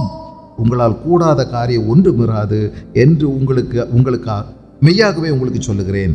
இந்த ஜாதி பிசாசு ஜபத்தினாலும் உபவாசத்தினாலுமே அன்றி மற்றொன்றினாலும் புறப்பட்டு போகாது. அடுத்த ஒரு கட்டத்தையும் சொல்லி கொடுக்குறேன். விசுவாசம் இருக்கணும். அதுக்கு அடுத்த கட்டமும் சில நேரம் தேவைப்படும். வெறும் விசுவாசத்தினால மட்டும் போதாது. சில நேரங்களில் உபவாசமும் ஜபமும் தேவை, ஊக்கமான தொடர்ச்சியான ஜபம் தேவை என்றும் அதில் வருகிறது. அதனால் சில நேரம் ஒரு நேரம் ஜெபம் பண்ண உடனே உங்களுக்கு நடக்கலைன்னு சொல்லி நீங்கள் மனசை விட்டுறப்படாது. சில நேரங்களில் தொடர்ந்து ஜெபியுங்கள், தொடர்ந்து சில நாட்கள் ஜெபிக்க வேண்டும். சில நேரங்களில் அதனால் விடாப்பிடியாக ஜெபம் பண்ணுங்க, தொடர்ந்து ஜெபம் பண்ணுங்க. அந்த மலை பெயர்ந்து போகும். வாழ்க்கையில் நீங்கள் உங்களுக்கு எதிராக நிற்கக்கூடிய அந்த சவால்கள், நீங்கள் சந்திக்கக்கூடிய அந்த பிரச்சனைகள் மலை போல இருக்கிறது தான். ஆனால் பெயரும் ஒரு நாள் ஜெபத்தில் இல்லை, பல நாள் ஜெபம் பண்ணுங்க. தேவைப்பட்ட உபவாசம் ஜெபம் தொடருங்க, விடாப்பிடியாக ஜெபம் பண்ணுங்க. பெர்சிஸ்டன்ஸ், ஜெபத்தில் உறுதியாக இருங்க. ஆண்டவர் அற்புதங்களை செய்வார். சில நேரம் லேஸ் இல்லைங்க. இப்போ நீங்கள் ஒரு கரை உங்களுடைய சட்டையில் படுது, பார்த்த உடனே நீங்கள் தண்ணி போட்டு அலசிட்டிங்கன்னா பரவாயில்ல. ஆனால் நீங்கள் விட்டுட்டீங்கன்னா அதை இழக்கிறது எவ்வளோ கஷ்டமாக இருக்குதுன்னு பாருங்கள். அதே போல தான் உடனே அல்ல, சில நேரம் பேய் குடியிருந்து நீண்ட நாள் ஆகிடும். அதுக்கு பல பிடிப்பு இறுக்கமாக இருக்கும். அதை பிடிக்க எறிய கொஞ்சம் கடினமாக ஜெபிக்க வேண்டியது வரலாம். சோர்ந்து போகாதீங்க. விசுவாசத்தோடு ஜெபிங்க. விசுவாசம் உள்ள ஜெபம் பிணியாளியை ரட்சிக்கும். நிச்சயமாக ஆண்டவர் விடுதலையை கொடுப்பார். ஆகவே ஜெபிங்க. இயேசு கிறிஸ்து பலருக்கும் இந்த மாதிரி விசுவாசத்தோடு வந்தவங்களுக்கெல்லாம் சோகம் கொடுத்ததாக சொல்லியிருக்கு. நீங்கள் லூக்கா எழுதின சுவிசேஷம் 17வது அதிகாரத்தில், லூக்கா 17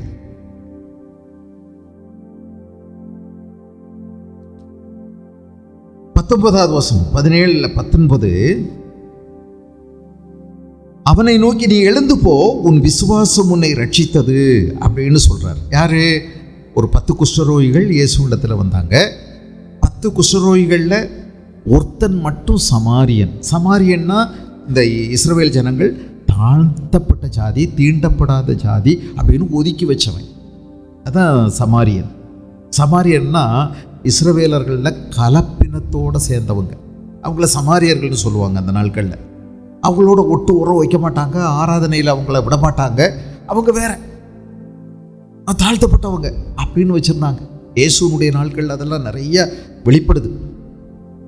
10 குஷ்டரோகிகளில் 9 பேர் யூதர்கள், ஒருத்தன் மட்டும் சமாரியன். குஷ்டரோகம் இவன் அவன்னு பார்த்தா வருது.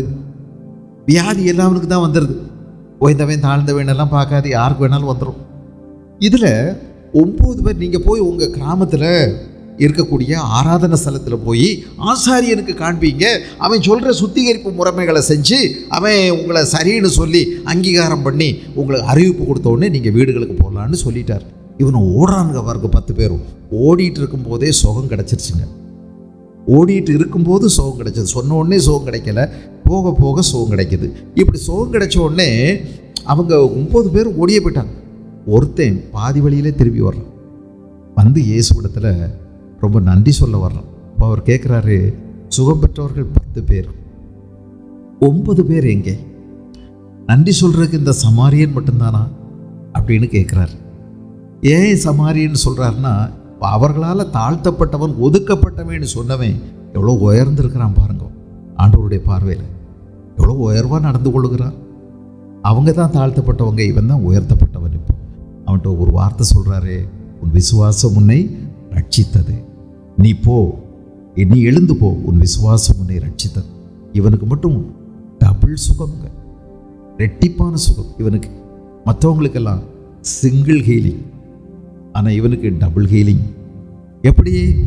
அவங்க வெறும் சரீரத்தில் தான் சுகம் பெற்றாங்க, ஆனால் இவன் ஆத்ம ரட்சிப்பை அடைந்து கொண்டான். அது அழியாதது, சரீரம் அழிஞ்சு போகும். குஷ்டரோகம் தான் போயிருக்குது, அப்புறம் வீணாக போயிட்டாங்க. அற்புதங்கள் பெற்றவங்க எவ்வளோ பேர் ஆண்டவருக்கு பிரியம் இல்லாமல் நடக்கிறாங்க. ஆனால் இவன் அப்படி இல்லை, ஆத்மாவிலும் இவன் சுகம் பெற்றான். இவனுடைய விசுவாசம் இவனை ரட்சித்தது. இவனுக்குள்ள இருந்த விசுவாசம் இவனை ரட்சித்தது. ஆக விசுவாசத்தோட நீங்க ஜெபம் பண்ணுங்க அப்படின்னு சொல்றார். லூக்கா எழுதின மார்க் எழுதின சுவிசேஷம் 5:34. மார்க் 5:34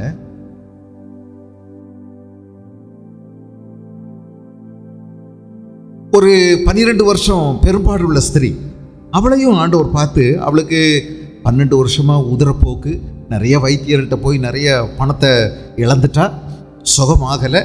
வைத்தியர்களால் சுகமாக்க முடியாத எத்தனையோ வியாதிகள் இருக்கிறது.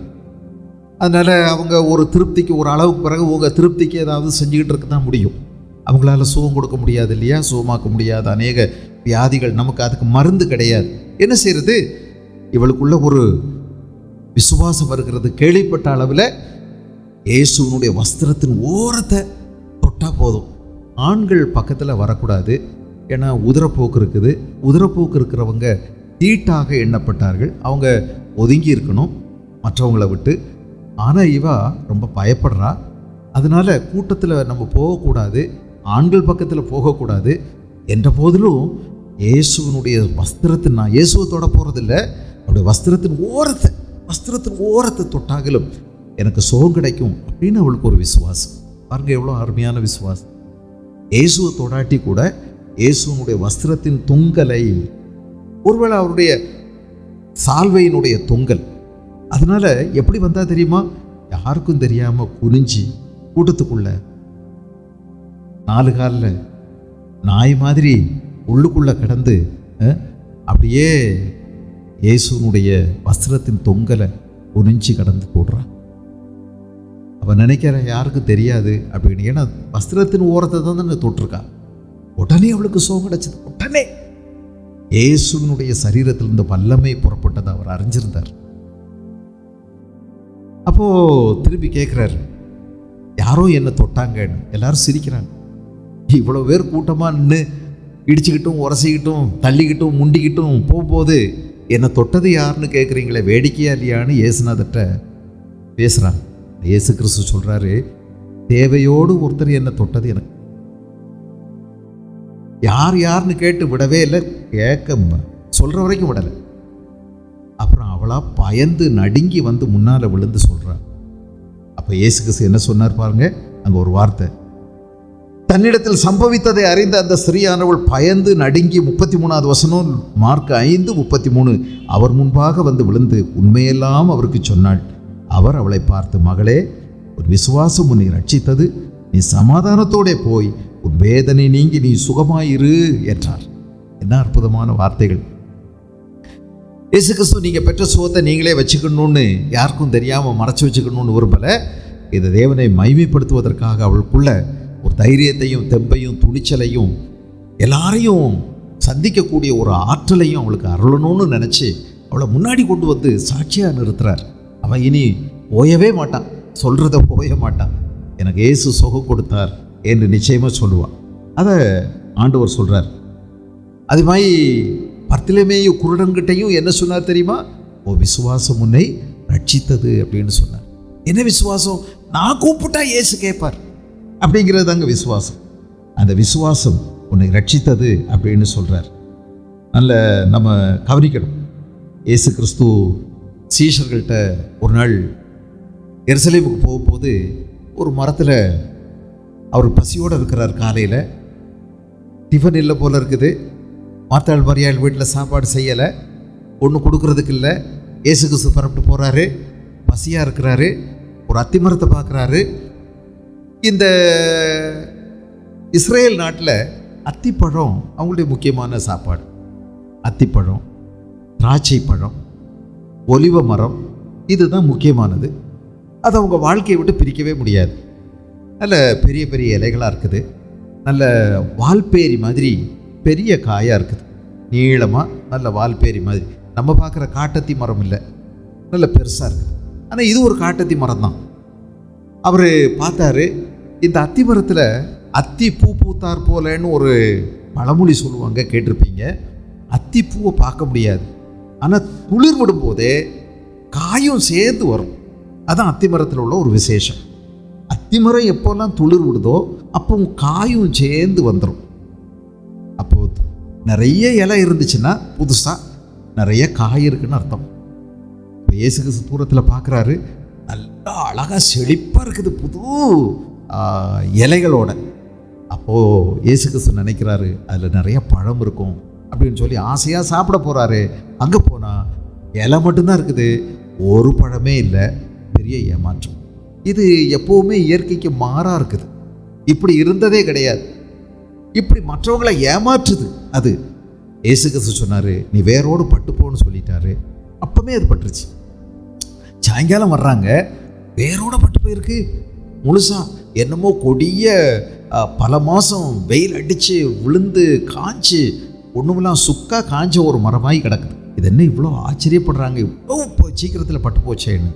இயேசு கிறிஸ்து கேட்குறார், நீங்கள் விசுவாசம் உள்ளவர்களா? நீங்கள் ஜெபம் பண்ணீங்கன்னா இது வேரோடு பிடுங்கப்படணும், இது பட்டு போகணும்னு சொன்னீங்கன்னா பட்டு போகணும்னு சொல்கிறார்.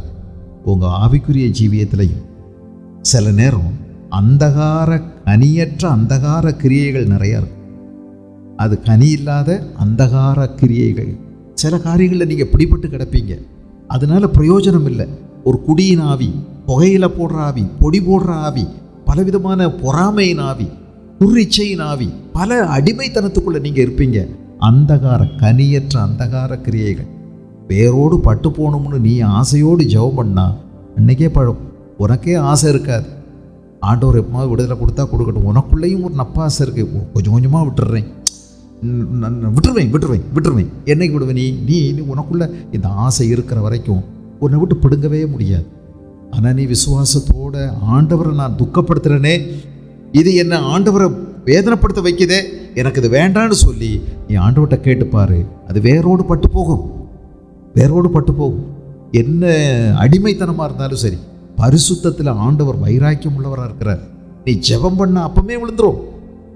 அதுக்கு காலதாமதம் ஆண்டவர் செய்யவே மாட்டார். நீ கார் கேட்டால் கிடைக்காது, நீ வீடு கேட்டால் உடனே கிடைக்காது, சுகம் கேட்டால் கூட சில நேரம் உடனே கிடைக்காது. ஆனால் பரிசுத்தத்துக்காக, பாவத்திலிருந்து வெற்றிக்காக கேட்டுப்பாரு, செகண்டுக்குள்ளே உனக்கு விடுதலை கிடைக்கும். இந்த ஆண்டவருடைய பரிசுத்தத்தின் மேல் அவ்வளோ வாஞ்சியாக இருக்கிறார், வைராக்கியமாக இருக்கிறார். ஆனால் நீங்கள் பட்டு போகணுன்னு கேளுங்க, ஆண்டவர் படம்படி செய்வார். அந்த கனியற்ற அந்தகார கிரியைகள், மாய்மாலமான செயல்கள் இயேசுவின் நாமத்தினால் அது பட்டு போகும். நீங்கள் ஊக்கமாக ஜெபித்தீங்கன்னா பட்டு போகும். இங்கே எழுதியிருக்குது, விசுவாசம் உள்ள ஜெபம் பிணியாளியை ரட்சிக்கும். ரட்சிக்கும்ங்கிற வார்த்தை பலமுறை பயன்படுத்துகிறார். ஒரு 5 இடத்துல பயன்படுத்துகிறார் இங்கேயே, இல்லையா? ரட்சிக்கும்ங்கிற வார்த்தை அவரே பல இடங்களில் பயன்படுத்துகிறார். இருக்கட்டும், இந்த கடைசியில் இன்னொரு இடத்துல 20வது வசனத்தில் ரட்சிப்பு என்ற வார்த்தையை பயன்படுத்துகிறார். தப்பிப்போன மார்க்கத்தில் நின்று பாவியை திருப்புகிறவன் ஒரு ஆத்மாவை மரணத்தில் நின்று ரட்சித்து திரளான பாவங்களை மூடுவான் என்று அறிய கடவன் என்று சொல்கிறார். சரி, இப்போ நீங்கள் இந்த சுகம் ஆண்டவர் ரட்சிப்பார், விடுதலை கொடுப்பார், சுகம் கொடுப்பார் என்பது சில நேரம் உடனடியாகவே நடந்துருது. உடனடியாக உங்களுக்கு சுகம் கிடைக்கும். ஆண்டவருடைய அற்புதத்தின் வல்லமையை பாருங்கள். 38 வருஷம் வியாதியாக இருந்தான் ஒருத்தன், அவனை அதே கட்டில் தூக்கிட்டே போகிறாமே, எவ்வளோ பெரிய வல்லமை பாருங்கள். 38 வருஷம்னா சும்மா கொஞ்சம் நெஞ்சமா, அவனுக்கு வயசு என்னமோ தெரியலை.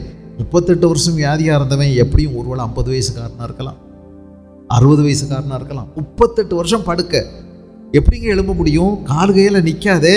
ஆனால் அவன் படுக்கையை எடுத்துக்கொண்டு, அவனுடைய கட்டிலையும் எடுத்துக்கொண்டு, இவனை யாரோ தூக்கி கொண்டு வந்து போடுறாங்க, தூக்கி கொண்டு போய் திரும்ப எங்கேயோ வைக்கிறாங்க. இதுதான் வேலை. இவன் என்ன ஆகிட்டான்? பிச்சைக்காரனாகவே ஆகிட்டான். இங்கே வர்றவங்க கொடுக்குற 5-10 வாங்கி அப்படியே தின்னுட்டு அப்படியே இவன் தான் இறங்க முடியாத. குளம் கலக்கப்படுமா என்னைக்காவது? யாரோ ஒரு தேவதூதன் வருவானா, அவன் கலக்குவானா, இவன் போகிறதுக்கு முந்தி எல்லாரும் போயிடுவாங்களே. இதுதான் வழக்கம். போதும் இந்த நிலையில இருந்துட்டு போகிறோம். அதனால தான் ஒரு முக்கியமாக ஒரு வார்த்தை கேட்டார். நீங்கள் இந்த வார்த்தையை ஆஸ்பத்திரியில் அவசர பிரிவில் இருக்கிறவங்க அங்கே போய் கேட்டப்படாது. நீ சுகமாக விரும்புகிறாயா அப்படின்னு கேட்டப்படாது. அவங்களுக்கு முடிஞ்சால் கத்தி எடுத்து வெட்டியே போடுவாங்க. ஒன்று சுகமாக விரும்புனதுனால தானே அங்கே இருக்காங்க. அவங்கள்ட்ட போய் நீ சுகமாக விரும்புகிறாயா அப்படின்னு ஒரு பிரசங்கத்தின் முதல் குறிப்புது அப்படின்னு சொன்னீங்கன்னா என்ன ஆகும்? ஃபைனலாக இன்னொரு அடுத்த குறிப்புக்கு போகிறேன் அப்படின்னா இப்படி. இவங்கிட்ட இயேசு கிறிஸ்து கேட்டதுக்கு ஒரு காரணம், இவனுக்குள்ள அந்த விருப்பம் அவசியம். ஏன்னா போதும் இப்படியே வாழ்ந்து இனி என்ன 38 வருஷம் இப்படி முடிஞ்சு போச்சு, இனி நமக்கு எவ்வளோ நாள் இருக்க போது விதி வரும்போது மண்டையை போட்டு போகிறது அப்படின்னு முடிவெடுத்துட்டானா என்னமோ தெரியலைல்ல. இவன்கிட்ட கேட்க வேண்டியதாக இருந்துச்சு. அவன் நான் சோமாக விரும்புகிறேன்னு நேரடியான பதிலை சொல்லலை. அவன் அங்கிட்ட உலட்டி அடிச்சுக்கிட்டு இருந்தான். ஆண்டவர் வச்ச கிருபையே பாருங்க, அவனை உடனே சுகம். கட்டில் தூக்கிட்டு நடந்து போகிறான். அது ஓய்வு நாள் அன்னைக்கு. கட்டில் தூக்கிட்டு போனது பெரிய தப்புங்க. ஓய்வு நாள் அன்னைக்கு படுத்திருந்த கட்டில் இவன் எப்படி தூக்கிட்டு போகலாம்? அது ஒரு பெரிய வேலையாக செஞ்சிட்டானேன்னு சொல்லி இயேசுவின் மேலே பயங்கரமான ஒரு பெரிய நடவடிக்கை எடுத்துட்டாங்க. இவர் எப்படி இப்படி நடக்க வைக்கலாம்? இவர் மேலே நடவடிக்கை பாயுது. என்னென்னமோ சட்டம் அதெல்லாம் பாயுது இயேசுவின் மேல். இயேசு உடனே சுகம் கொடுத்து, இப்படி எத்தனையோ பேரை உடனே சுகம் கொடுக்கறத நீங்க கவனிக்கிறீங்க. செத்தவங்களை உடனே எழுப்புறாரு. ஆனா சிலருக்கு சுகம் படிப்படியாகவும் வருது. ஒரு குருடன் இயேசு இடத்துல வந்தான். மருந்து இருந்து செய்ய சொல்லுவாரோ என்னமோ தெரியலையே, சொன்னா பரவாயில்ல அப்படின்னு நினச்சிட்டு வரும்போது அவர் கீழே துப்பி சேருண்டாக்கி அவன் கண்ணில் பூசி, நீ போ சிறுவாங்குளத்தில் போய் கழுவுன்னு சொல்றார். இவன் கழுவுன பிறகுதான் பார்வையடை. இவனுக்கு சுகம் எப்படி கிடைச்சது? படிப்படியாக கிடைச்சது. 10 குஷ்டரோகிகள் வந்தாங்கல்ல, நீங்க சோமாயிட்டீங்க, போய் நீங்க ஆசாரியனை காண்பீங்க அப்படின்னு சொன்ன பிறகு உடனே சுகம் கிடைக்கல. அவங்க ஓடி ஓடி ஓடி ஓடி வீடுகளுக்கு போறாங்க. வீட்டை விட்டு பிரிஞ்சு எவ்வளோ வருஷமாச்சு. பொண்டாட்டி பிள்ளைகளை பார்க்கணும், சொந்த பந்தங்களை பார்க்கணும். ஐயோ இந்த கிராமத்துக்கு போகணும். எவ்வளோ நாளாக நம்ம குஷ்டரோகிகளா தனியாக ஒரு கூடாரத்துக்குள்ளே ஊரை விட்டு வெளியே குஷ்டரோகி குஷ்டரோகின்னு சொல்லி அடிச்சடிச்சு சொல்லணும். யாராவது பக்கத்தில் வந்தால் தீட்டு தீட்டு தீட்டுன்னு கத்தணும். அப்படி வாழ்ந்தவங்க இந்த 10 குஷ்டரோகி கூடாரமே காலிங்க. ஓடுறாங்க. ஓட ஓடத்தான் சுகம் கிடைக்குது. சிலருக்கு சுகம் படிப்படியாக கிடைக்கிறது. எசேக்கியா ராஜா உடனே கிடைக்கல. 3 நாள் தான் போறார் ஆலயத்துக்கு. இதுக்கடையில் அவருடைய பெரிய கட்டியின் மேலே அத்திப்பழ அடையை போட்டு அதெல்லாம் வத்த வைக்கிறாங்க. சுகமாகுது. சில நேரங்களில் படிப்படியாய் சுகம் கிடைக்கிறது. எப்பா பிரார்த்தித்து அப்படின்னு ஒருத்தர், அவருக்கு மரணத்துக்கு சமீபமாக இருந்தார், வியாதிப்பட்டு. அவருக்கு சுகம் எப்படி கிடைக்குது? கொஞ்சம் படிப்படியாக கிடைக்கும். அப்போ சில நேரங்களில் சுகம் நமக்கு படிப்படியாக கிடைக்கும். ஒரு மரத்தை வெட்டி போடுறோம், தனே பட்டு போகிறதில்ல, வெட்டியாச்சு. ஆனால் நீங்கள் பார்த்தீங்கன்னா ஒரு வாரம் கழித்து எல்லாம் முடிஞ்சது, நல்லா காஞ்சி போயிடும் இல்லையா? இது மாதிரி வியாதியினுடைய சில வியாதி சில நேரங்களில் சில நாள் ஆகுது. அது பூரணமான சுகத்தை நீங்கள் அனுபவிப்பதற்கு. எங்களுடைய வாழ்க்கையில் ஆண்டவர் எங்கள் அப்பா அம்மாவுக்கு நம்மை வெளிப்படுத்தினார். இயேசுவேன்னு கூப்பிட்டாங்க. எங்களுக்கு சுகம் பூரணமாய் நாங்கள் அனுபவிப்பதற்கு 3 நாள் ஆயிற்று. முதல் நாளே எங்களுக்கு சுகம் கிடைச்சது தான், அது ஒரு சுகம். அது பிறகு அதை எல்லாரும் நாங்கள் பார்க்கக்கூடிய அளவில் அனுபவிக்கக்கூடிய அளவில் தெரிவதற்கு 3 நாள் ஆயிடுச்சு. அதனால் சில நேரங்களில் சுகம் படிப்படியாகவும் இருக்கிறது, கிடைக்கிறது. சில நேரங்களில் வியாதி தொடரவும் செய்கிறது.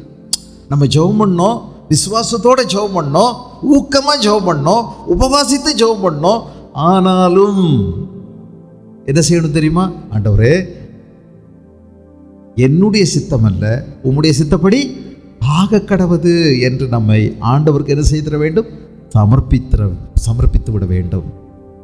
சரி, இது நமக்கு தேவையா இருக்கும். இதன் வழியாக தான் நம்ம ஆண்டவரை சந்திக்க வேண்டியதாக இருக்கும். அப்படியானா சரி, மிலேத்துவில் நான் அவனை வியாதியோடே விட்டுட்டு வந்துட்டேன் அப்படின்னு சொல்றாரு பவுல். 2 தீமோத்தேயு 4வது அதிகாரத்தில் அவனை அப்படியே வியாதியிலே விட்டுட்டு வந்துட்டேன். எவ்வளோ ஜெபம் பண்ணாரு, வியாதி போகலை, வியாதியோட விட்டுட்டு வந்துட்டேங்கிறார். தீமோத்தேயுக்கு 4வது அதிகாரம் 1 தீமோத்தேயு 4வது அதிகாரமா 5வது அதிகாரமா பார்த்துருவோமே. பாருங்க, அங்கே ஒரு வார்த்தை எழுதியிருக்கு. அவர் ஜெபம் பண்ணா தான் செஞ்சாங்க. 5வது அதிகாரம் 1 தீமோத்தேயு 5:23, நீ இனிமேல் தண்ணீர் மாத்திரம் குடியாமல் உன் வயிற்றுக்காகவும் உனக்கு அடிக்கடி நேரிடுகிற பலவீனங்களுக்காகவும் கொஞ்சம் திராட்சை ரசமும் கூட்டிக்கொள். அப்ப இது சுகமாகலை. சுகமே ஆகலை. ஜெபம் பண்ணாமல் விட்டாங்களா? ஜெபம் பண்ணியிருப்பாங்க. தீமோத்தேயுக்காக பவுல் ஊக்கமாக ஜெபம் பண்ணியிருப்பார். தீமோத்தேயு ஜெபம் பண்ணார். ஆனால் இந்த பலகீனம் போகலை, அந்த பலகீனம் தொடருகிறது இல்லையா? பவுலுக்கும் அதே மாதிரி தான். அவரும் ஜெபம் பண்ணி பார்த்தார், பல முயற்சிகள் பண்ணார்.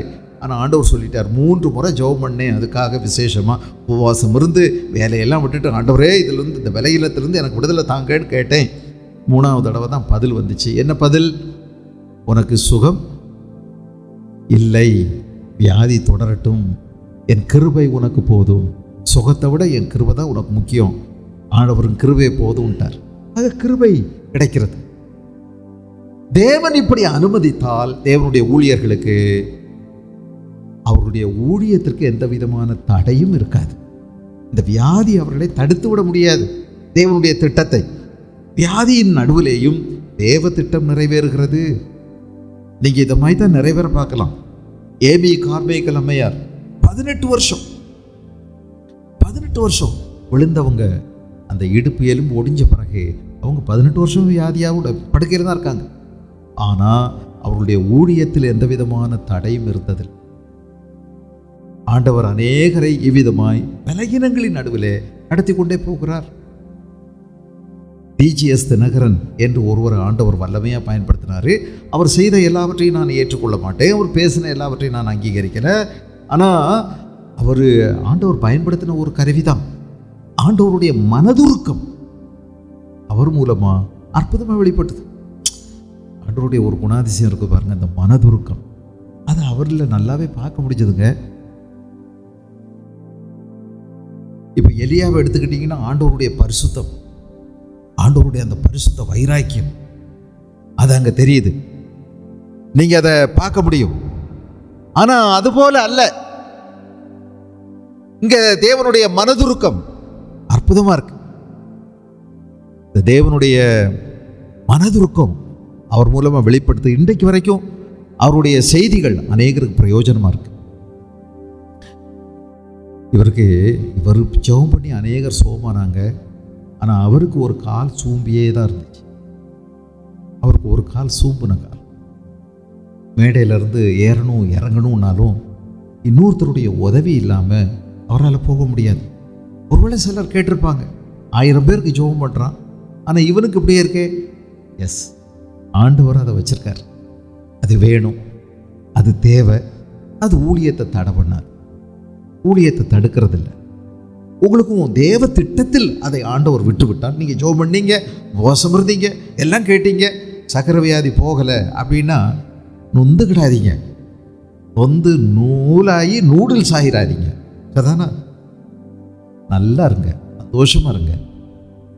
கர்த்தருக்குள் எப்பொழுதும் சந்தோஷமாக இருங்க. சரி, இந்த வியாதியின் மூலமாகவே நான் தேவனுடைய ராஜ்யத்துக்குள் பிரவேசிக்க வேண்டியது அவசியம். ரைட், பரவாயில்ல, ஏதோ ஒன்று வந்து தானே போகும். அப்படியே இருந்திருந்த மாதிரி போகணுங்கிறதுனா எல்லாருக்கும் அந்த வாய்ப்பு கிடைக்குமா என்ன? நல்லா இருந்தார், இப்போ தானே பேசிட்டு இருந்தார், ஆனால் அதுக்குள்ளேயான்னு எப்பவுமா கேட்டுக்கிட்டு இருக்க முடியாது. எல்லாருக்கும் வர்றது அது யாரோ ஒருத்தருக்கு தாங்க கிடைக்கும். நல்லா பேசிகிட்டு இருக்கும்போது அப்படி போயிட்டாரு அப்படின்னு. நானும் அப்படி ஆசைப்படுவேன், பிரசங்கம் பண்ணும்போதே போயிட்டா பரவாயில்லையேன்னு. போகாதில்ல. எத்தனை பாயை கிழிக்கணுமோ தெரியலையே, என்னமெல்லாம் நடக்குமோ தெரியலையே, ஆண்டவர்கிட்ட தானே தெரியும். அதனால் இது ஒன்றும் நம்ம ஆசைப்பட்டு பிரயோஜனம் இல்லை. ஆஸ்பத்திரியே நான் போக மாட்டேன் அப்படின்னு சொன்னாலும் சில நேரம் அங்கே தான் இருக்கணும் ரொம்ப நாள். என்ன சொல்கிறீங்க? அதனால் இது ஒன்றும் நமக்கு தெரியாது. இதெல்லாம் வாழ்க்கையில் சில மர்மங்கள் இருந்துக்கிட்டே இருக்கு. இதுக்கு என்ன மர்மம், இதெல்லாம் எனக்கு தெரியாது. நான் சும்மா உங்களுக்கு ஏதோ ஒன்று சொல்கிறேன். பரலோகம் தாங்க இந்த மர்மத்தை விளங்க வைக்க முடியும். ஒரு நாள் நீங்கள் போவீங்க, ஆண்டவர்கிட்ட கேளுங்க, ஏன் எனக்கு நான் ஜெபம் பண்ண பிறகும் இதை நீங்கள் விட்டு வச்சிங்க, ஏன் சுகமாக்கலை, ஏன் இந்த காரியத்தை நடத்தலைன்னு அந்த மர்மம் முடித்து அங்கே அவிழ்க்கப்படும். நீங்கள் ஆண்டவரை ஸ்தோத்திரிப்பீங்க நிச்சயமாக. அதனால் சில விஷயம் வாழ்க்கையில் மர்மமாகவே இருக்கும். நம்ம புரியாததுக்குள்ளெல்லாம் நம்ம மூக்கை போட்டு நம்ம தெரியணும்னு அவசியம் இல்லை. மறைவானவைகள் தேவனுக்குரியவைகள், வெளிப்படுத்தப்பட்டவைகளோ நமக்குரியவை. அதனால் அதோட நம்ம சந்தோஷமாக இருக்கலாம். ஆக தேவ சித்தத்துக்கு அதை ஒப்பு கொடுத்துடலாம். என்ன செஞ்சாலும் சரி. லாசருன்னு ஒரு மனுஷன் இருந்தான். அந்த லாசருவை கொண்டு போகிறதுக்கு தேவதூதர்கள் வந்துட்டாங்க வரிசையாக, பெரிய ஊர்வலமாக கொண்டு போகிறாங்க. அவருடைய இல்லத்திலிருந்து சாயங்காலத்தில் ஊர்வலமாக கொண்டு போவாங்கன்னா தேவதூதர்கள் வந்துட்டாங்க. ஆனால் அவனுக்கு சுகமே ஆகலை. பருக்கள் நிறைந்தவனாய் நாய்களோட பன்றிகளோட எச்சி இலைக்கு போட்டி போட்டுக்கிட்டு இருந்தான். ஆனால் அவன் இறந்தபோது தேவதூதர்கள் வந்து அவனை கொண்டு சென்றார்கள். ஆடி பாடி சந்தோஷமாக கொண்டு போய் எங்கே விட்டாங்க? ஆபிரகாமுடைய மடியில். ஆபிரகாமுடைய மடியில் அவர் நல்லா உடுத்து ஜோடிக்கப்பட்டு அவர் சாஞ்சிருக்கிறாரு. அவர் பிள்ளைமாய் தட்டி கொடுத்துக்கிட்டே இருக்கிறார். அவன் தேற்றப்படுகிறார். இப்போ அவர் கம்பீரமாக இருக்கிறார். யார் கூப்பிட்டாலும் இப்போ பேச மாட்டார். பாருங்க, இவர் ஐஸ்வர்யவான் வந்துட்டார். கொஞ்ச நாளைக்கு பிறகு பின்னாடியே ஐஸ்வர்யவான் அங்கேருந்து கூப்பிட்றாரு, எப்பா லாசரு, எனக்கு தெரியுதா லாசரு, கொஞ்சம் ஒரு சொட்டு தண்ணி அங்கேருந்து என் வாயில் விட. இங்கே தண்ணியெல்லாம் இருக்குது, எல்லா வசதியும். ஆனால் இங்கே ஒரு வசதியும் இல்லை. நான் வேகிறேனே, வேதனைப்படுகிறேனே. இவர் பேசவே மாட்டார். ஒரு சொட்டு தண்ணிக்கு பிச்சை எடுக்கிறான். ஒரு பெரிய பணக்காரன் பிச்சைக்காரங்கிட்ட தான் கேட்குறான். இவர் கெத்தா உட்கார்ந்துருக்கிறார், பேசவே மாட்டேங்கிறார். அவர் தான் பேசுகிறார், ஆபிரகாம் தான் பேசுகிறார். எவ்வளோ பெரிய மதிப்பு, எவ்வளோ பெரிய மேன்மை. ஆனால் இந்த பூமியில் பார்த்தீங்களா, ஆண்டவர் அவருக்கு சுகமே கொடுக்கல. இந்த ஆளும் சலிச்சுக்கிடவே இல்லை. என்னன்னா ஆண்டவரை தேடி என்ன ஆண்டவர் பிச்சைக்காரனாவே வச்சுருக்காரு. எச்சியலைக்கு போட்டி போடுறதே இதுவா என் நிலைமை? இப்படி நான் ஆண்டவரை நம்பி என்ன பிரயோஜனம் கேட்டாரா? நம்மனா என்ன செஞ்சுருப்போம்? இவனை பார்த்தவங்கெல்லாம் எவ்வளோ இழிவாக பேசியிருப்பாங்க. ஏசு ஏசுங்கிறான். அந்த ஏசு இவனுக்கு விடுதலையே கொடுக்கல, சோத்தை கொடுக்கல, ஒரு நேரம் சாப்பாட்டு கூட வழி இல்லை. பிச்சைக்கார பையன் ஏசு ஏசுன்னு சொல்கிறான் பாரு. என்னமெல்லாம் இழிவாக பேசியிருப்பாங்க. ஆனால் அவனுக்கு அதை பற்றி கவலையே இல்லை. அருமையான தேவனுடைய பிள்ளைகளே, ஆண்டவர் சில நேரம் நமக்கு சோகம் கொடுக்கலன்னா மர்மம் அவர்கிட்டே இருக்குது. விட்டுருங்க, போட்டு சும்மா நீங்கள் உங்களையே நீங்கள் நைய புடைச்சிக்கிடாதீங்க. ஏன் ஏன் ஏன் ஏன் ஆண்டவரை, ஏன் ஆண்டவரை, ஏன் ஆண்டவரேன்னு எத்தனை தடவை கேட்டுருப்பீங்க. ஏன் ஆண்டவரே, இந்த குழந்தைகளை மாதிரி சும்மா ஓய் ஓய் ஏன் ஏன் ஏன் ஏன்னு கேட்டுகிட்டே இருக்காதீங்க. விட்டுருங்க அந்த ஜெபத்தை. ஆண்டவருக்கு நன்றி சொல்லுங்கள். இதன் வழியாக கடந்து போக எனக்கு பலன் தாங்க. இதன் வழியாக நான் என்ன கற்றுக்கொள்ளணுமோ அதை கற்றுக் கொடுங்க. தப்பிக்கிறது என்னுடைய நோக்கம் அல்ல. இந்த பிரச்சனையிலிருந்து கற்றுக்கொள்கிறது தான் என்னுடைய நோக்கம். ஆண்டவரே, எனக்கு நீங்கள் என்ன செய்தாலும் சரி, நான் உங்கள் கூட சீராக நடக்கணும், செம்மையாக நடக்கணும். என்னை இன்னும் திருத்துறீங்களா? திருத்துங்க. நான் உத்தரவுப்பட்டது எனக்கு நல்லது. அதனால் உங்களுடைய பிரமாணங்களை நான் கற்றுக்கொண்டேன். அதனால் இன்னும் அதிகமாக என்னை சீர்படுத்துங்க, ஸ்திரப்படுத்துங்க, பலப்படுத்துங்க, நிலைநிறுத்துங்க.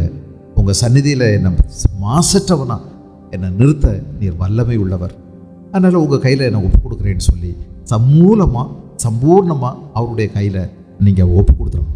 என் சித்தம் அல்ல, உம் சித்தம் ஆகும்படி எனக்கு செய் அப்படின்னு சொல்லி நம்ம ஒப்பு கொடுத்தோம். ஆக இதை செய்யும்போது நம்ம எல்லா நிலையிலையும் நம்ம சந்தோஷத்தோடு நம்ம இருக்கலாம். ஆக வேத வாக்கியம் சொல்லுகிறது போல விசுவாசம் உள்ள ஜெபம் பிணியாளியை ரட்சிக்கும். ஆக கர்த்தருடைய நாமத்தில் ஜெபம் பண்ணும்போது தேவன் அற்புதங்களை செய்வார்.